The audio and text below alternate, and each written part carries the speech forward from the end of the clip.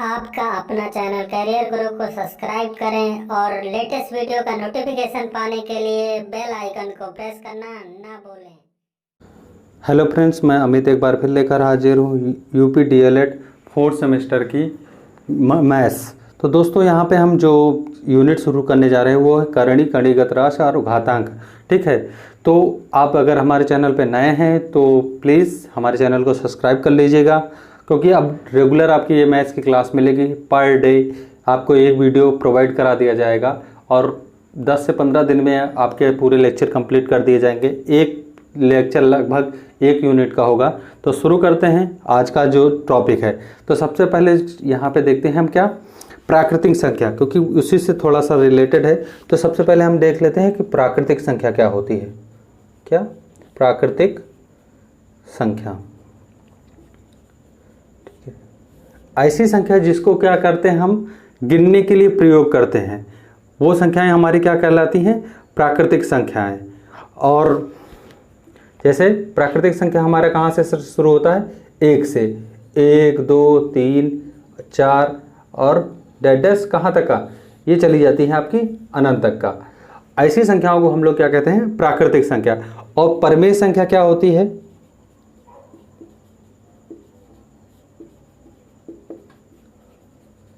वे संख्याएं जो क्या है, p/q के रूप में ना लिखी जा सकें, जहां q नॉट इक्वल टू होता है 0 नहीं हो सकता। ऐसी संख्याओं को हम क्या है? परमेय संख्या लिखते हैं।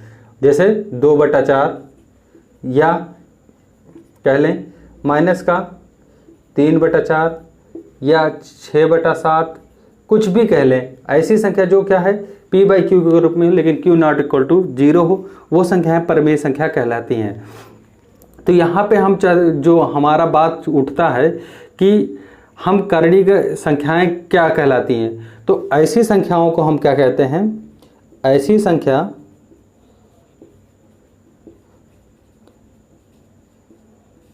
जिनका वर्गमूल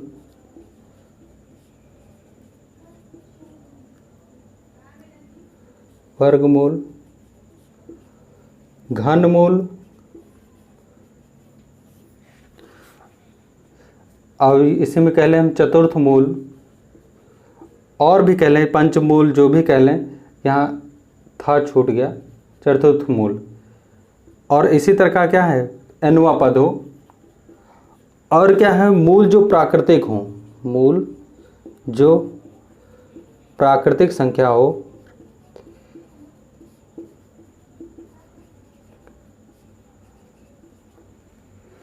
तथा क्या है? परमेय संख्या ना हो सके। ठीक है, तथा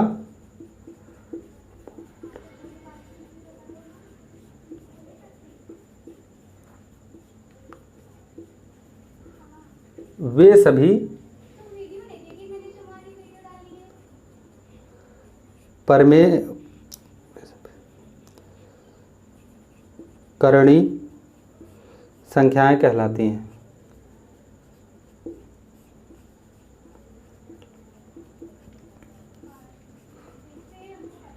और जो करणी का मूल चिन्ह होता है, अगर हम इसी में कहें तो करणी का जो चिन्ह होगा वो क्या होगा? रूढ़ होता है। ये हमारा करणी चिन्ह होता है। जहाँ पे हम क्या हो, यहाँ पे कोई नंबर नहीं लिखा रहता है, तो हम क्या मानते हैं कि वहाँ पे नंबर क्या है? 2 है। कहाँ पे? यहाँ पे कोई नंबर ना हो तो 2। और यहाँ पे n बराबर क्या हो सकता है? इसी को n मान लें तो n बराबर 2 हो सकता है, 3 हो सकता है, 4 हो सकता है, 5 और कहाँ तक का? ये अनंत तक का जा सकता है। इसकी कोई सीमा नहीं है। तो ये है हमारा करणी चिन्ह। तो इसको याद किया रख लीजिएगा। या कभी कभी यहाँ पे अंदर भी कुछ भी n लिख दिया जाए तभी से हम मान सकते हैं। ये इसका अलग मतलब है। इसका n मतलब कोई भी नंबर हो सकता है, 2 4 10 10,000, ये भी एक नंबर ही प्रकार से, तो इसको m मान सकते हैं। तो इसके अंदर कोई संख्या लिखी होनी जरूरी है, तो वो हमारा करणी चिन्ह के साथ ही कहलाएगा। अब जो n है, ये इसको हम एक और नाम दे देते हैं। n को हम क्या नाम देते हैं?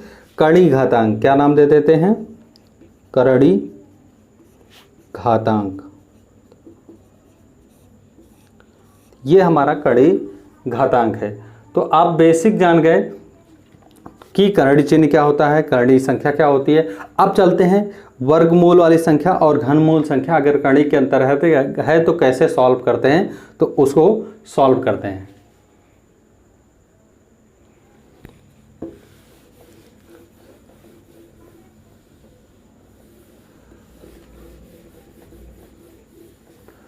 तो दोस्तों अब इसी में कुछ संख्याएं लेते हैं और उनको सॉल्व करते हैं। जैसे अगर हम कह लें 16 और यहाँ पे कुछ ना लिखा हो तो इसको सॉल्व करेंगे तो कैसे लिखेंगे। सबसे पहले हम 16 का क्या कर लें, आपका गुणनखंड कर लेते हैं। तो 2 4 यहाँ पे 8 आएगा, फिर 2 से करेंगे तो यहाँ 4, फिर 2 से करेंगे तो यहाँ पे क्या आएगा 2, और 2 से करेंगे तो यहाँ पे 1। यानी हम इसको ऐसे लिख सकते हैं। जब यहाँ पे कोई नंबर ना लिखा हो तो हमने बताया कि वहाँ पे क्या मानते हैं, हम 2 मानते हैं। तो हम इसको बेसिक क्या करेंगे, जब यहाँ पे कोई नंबर नहीं 2 तो यहाँ पे 2 का पेयर बनाएंगे। अब 2 का पेयर कितनी बार है, एक बार यहाँ एक बार यहाँ, तो यानी हम 1 2 यहाँ से लिख लें और 1 2 यहाँ से लिख लें और कर्णीय चिन्ह हट जाएगा। तो हमारा जो फाइनल आंसर आएगा वो क्या आएगा, 4 आएगा। इसी तरह अगर हम यहाँ पे लिख लें 27 और यहाँ पे 3 लिख लें तो हमारा आंसर क्या आएगा। तो हम देखते हैं 27 का फिर से गुणनखंड करेंगे, 3 त्रिक का 9, 9 त्रिक 27। तो यहाँ पे कोई नंबर नहीं लिखा है तो यहाँ पे 3 लिखा है। तो हम आगे क्या कितने का पेयर बनाएंगे, 3 का। जितना नंबर हो उतने की संख्या का यहाँ पेयर बनाते और सेम संख्या हो तो यहाँ पे अब कितनी बार में लिखेंगे, एक बार केवल 3 लिखेंगे और यही फाइनल आंसर हो जाएगा। अगर हम कह दें कि चलिए 5 लिखते हैं और यहाँ पे हम लिख लेते हैं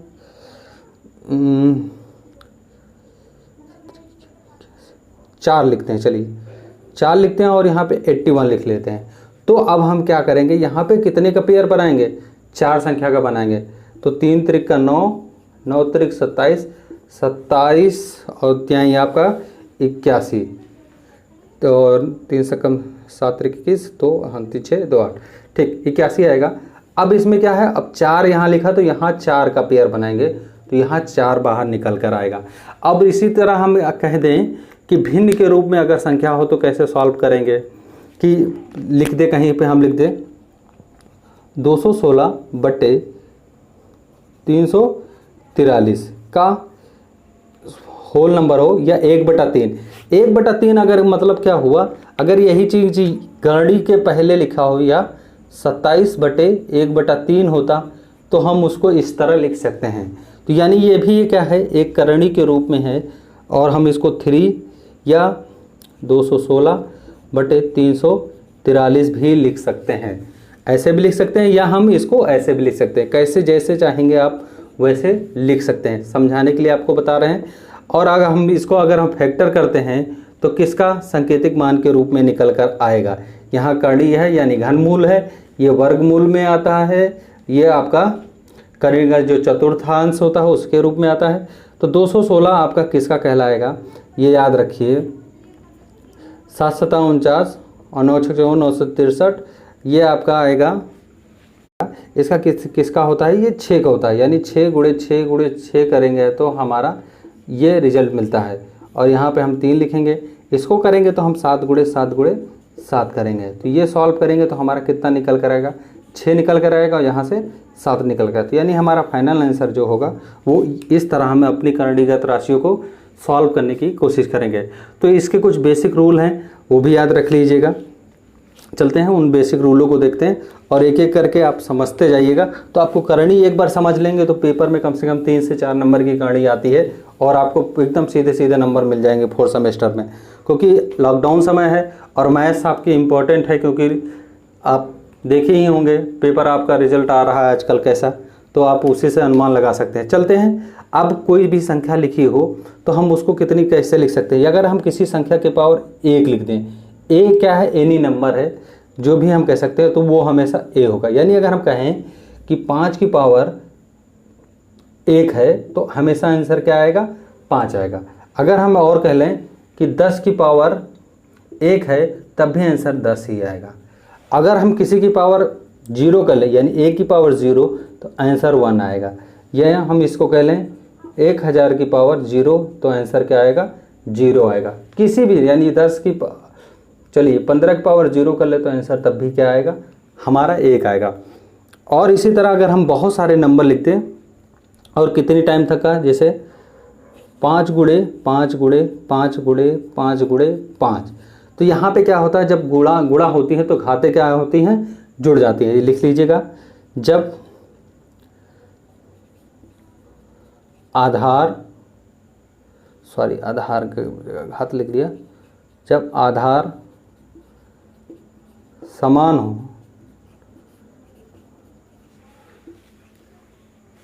तो घातें जुड़ जाती हैं।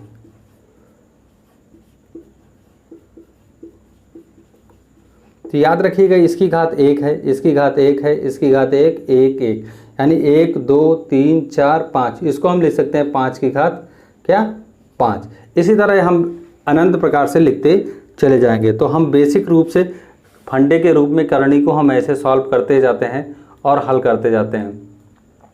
अब छोटे छोटे क्वेश्चन आपको लेते जाएंगे और बढ़ाते जाएंगे, तो आप कैसे सॉल्व करेंगे, देखिए कैसे। अगर कहीं संख्या लिख दी 3 × 6 × 3 × 6 × 3 × 6, तो अगर हम इसको सॉल्व करें तो देखिए यहाँ 1 है, यहाँ 2 है, यहाँ 3 है, यानी हम इसी नंबर को ऐसे लिखें और पूरे की पावर कितनी लगा दें, 3 लगा दें। तो अब हम सॉल्व करेंगे तो क्या आएगा, देखिए इसको हम क्या लिख सकते हैं, 6 सही 1/3, किसको, केवल हम अंदर वाले को लिखा, अभी बाहर वाले को नहीं लिखा, और उसकी पावर 3 है। अब नेक्स्ट सॉल्व करते हैं तो ये पावर अंदर गुणा हो जाएगी, यानी 6 गुणे 1/3 गुणे 3, ये 3 ऊपर गुणा होगा और ये 3 3 कट जाएगा, यानी 6 की पावर 1 और किसी की पावर 1 होती है तो आंसर क्या आता है, वही संख्या आती है। तो इस तरह हम अपने क्वेश्चनों को क्या करते हैं, सॉल्व करते चले जाते हैं। और नेक्स्ट थोड़ा हार्ड क्वेश्चन लेते हैं और उनको सॉल्व करते हैं कि कैसे, अगर हम किसी संख्या को सॉल्व करना होगा तो कैसे करेंगे। आप लोग कमेंट करके चलिए, कुछ क्वेश्चन देते हैं और उनका आंसर आप करणी के रूप में अगर आप बताएंगे तो ज़्यादा सही होगा। कमेंट करके ही बता दीजिएगा। जैसे हम लिखते हैं, क्वेश्चन लिख दे रहे हैं 3 × 64, इसका आंसर क्या होएगा, पहला क्वेश्चन। दूसरा क्वेश्चन है 3 × 125, इसका आंसर क्या आएगा। फिर तीसरा क्वेश्चन है 3 × 256, इसका आंसर क्या आएगा। ये आप कमेंट करके बताइएगा, तो हम जान जाएंगे कि जो लोग पढ़ रहे हैं वो अच्छे तरह से पढ़ रहे हैं कि नहीं पढ़ रहे हैं। तो आपका बेसिक ये रूल है, और निश्चित रूप से ये मान के चलिएगा कि आपको हमेशा फल करेगा। कुछ बेसिक नियम है करणी के, वो भी देख लेते हैं, और बेसिक नियम, ठीक है, या घातांक के नियम।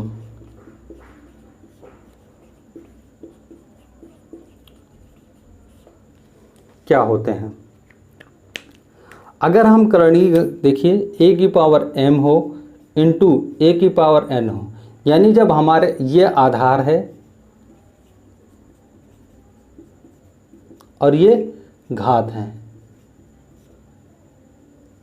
आधार हमारे समान हो और गुणा हो तो घातें हमेशा क्या होती हैं, जुड़ जाती हैं। लिख लीजिए, आधार समान हो और घातें हमारी डिफरेंट हो तो वो क्या होती हैं, घातें हमेशा जुड़ जाती हैं, यानी a की पावर m + n हो जाएगा। ये पहला रूल हुआ। दूसरा रूल कहेंगे, अगर हमारा आधार समान है और क्या है, उसे भाग किया जाता है तो घातें हमेशा घट जाती हैं। गुणा करने पे जुड़ जाती हैं, लेकिन भाग करने पे घातें हमेशा m - n हो जाएगा, घातें घट जाती हैं, ये भी याद रखिएगा। तीसरा रूल कहता है, अगर क्या है a की पावर m हो और उसी की पावर n हो तो हमेशा याद रखिएगा कि घातें क्या होंगे, आपस में गुणा हो जाएंगी, यानी a की पावर m × n हो जाएगा। ये याद रखिएगा हमेशा। और बेसिक अगर हाँ एक और है, चौथा रूल हम कह दें कि a की और b की पावर n हो तो पावर हमेशा बराबर क्या होगा, दोनों संख्याओं पे समान रूप से चढ़ जाएगा, यानी a की पावर n और b की पावर n। तो ये हमारे 4 बेसिक फंडे हैं जिनको आपको याद करके रखना है। बाकी 2 फंडे पीछे बताए हैं, उनको भी एकदम से याद कर लीजिएगा।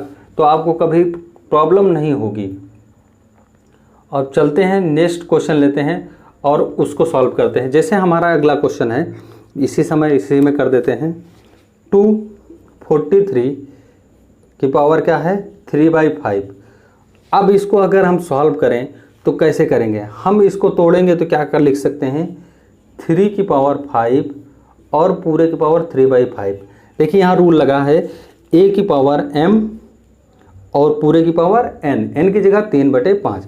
तो हमेशा क्या होंगी, घाते गुणा हो जाएंगे, यानी 5 × 3/5। अब हर से अंश कट जाएगा, यानी क्या होगा, क्या आंसर आएगा 3 की पावर 3 और फाइनल आंसर आएगा 27। 3 × 3 × 3 लिख सकते हैं 3 बार, वही नंबर पावर जितनी हो उतनी बार गुणा होगा, और 3 × 9 3 × 27। तो इस तरह हमारा फाइनल आंसर आ जाएगा, हमको मिल जाएगा। एक क्वेश्चन आपसे बहुत पूछता है आरोही और अवरोही क्रम में। एक फाइनली क्वेश्चन जो बनता है अक्सर पेपर में आपके पूछा जाता है क्या, कि 3-4 नंबर दे दिए जाते हैं और वो आपसे पूछ लेता है कि आरोही और अवरोही क्रम में लिखिए। तो जैसे हम क्वेश्चन लिख ले तो क्या बनेगा, अगर वो क्वेश्चन बनता है √2 3√4 4√6 को अवरोही क्रम में लिखें।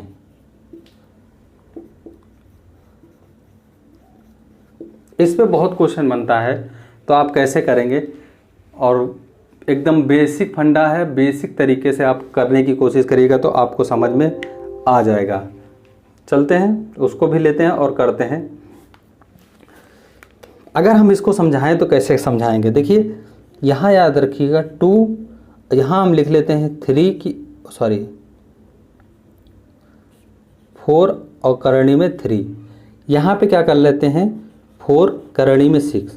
तो हमेशा याद रखिएगा ऐसी संख्याओं को हम बताएंगे कौन सा आरोही अवरोही है, ऐसा हम तभी बता सकते हैं जब हमारा क्या हो, करणी की जो राशि हो वो क्या है हमेशा बराबर हो, यानी ये वाली राशियां हमेशा बराबर हो, लेकिन यहाँ तो कहीं है नहीं।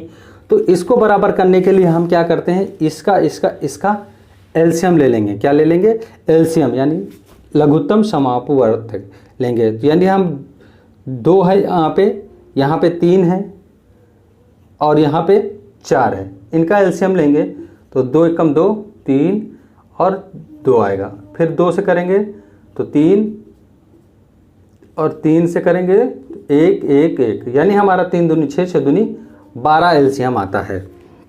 यहाँ 2 है, अब यहाँ 12 लाने के लिए कितने से गुणा करें, यानी 6 से गुणा करेंगे।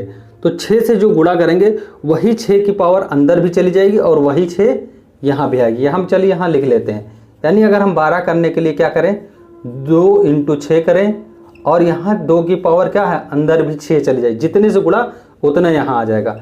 यहाँ क्या करेंगे, अब यहाँ 12 कब आएगा, 3 गुणे अगर हम 4 करते हैं तो यहाँ 12 आ जाता है, यानी 3 × 4 कड़ी लगा देंगे और 4 की पावर क्या लिखेंगे, कितना गुणा किया है 4 से किया है तो 4 की पावर 4 कर देंगे। अगला करेंगे, यहाँ कितने से करें क्या आ जाएगा, तो यहाँ 3 से गुणा करेंगे, यानी 4 × 3 कड़ी में और 6 की पावर क्या आएगा 3।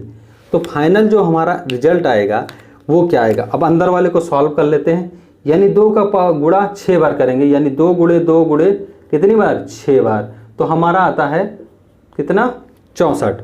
क्या आएगा 64 आएगा, यहाँ पे 64 हो जाएगा और कड़ी में कितना आ रहा है 12 आएगा, 6 दूनी 12। यहाँ पे क्या करेंगे, यहाँ भी 12 आ जाएगा अंदर बाहर, और अंदर आ जाएगा कितना 4 × 4 × 4 × 4 करेंगे 16 चौको 64, 64 × 4 आपका आ जाएगा, और 4 करेंगे तो 256 आपका आंसर आएगा। यहाँ पे करते हैं हम क्या 36 216, यहाँ भी 12 आ जाएगा और कड़ी में कितना 216। तो आपको पता चल गया अवरोही क्रम, यानी छोटे से बड़े की तरफ लिखना है। तो अब बाहर तो आपका सामान मिल गया, लेकिन अंदर से पता चल जा रहा है कौन छोटी कौन बड़ी। तो सबसे बड़ी संख्या क्या कौन सी होगी, ये होगी, उससे छोटी ये होगी, यानी और उससे छोटी ये होगी। अवरोही का मतलब घटते हुए क्रम में, सॉरी, यानी आपका क्या होगा सबसे बड़ा क्या होगा 256 और क्या लिख सकते हैं हम करड़ी के अंदर 12, ये हमारा सबसे बड़ा है। फिर क्या है हमारा दूसरा क्वेश्चन 12,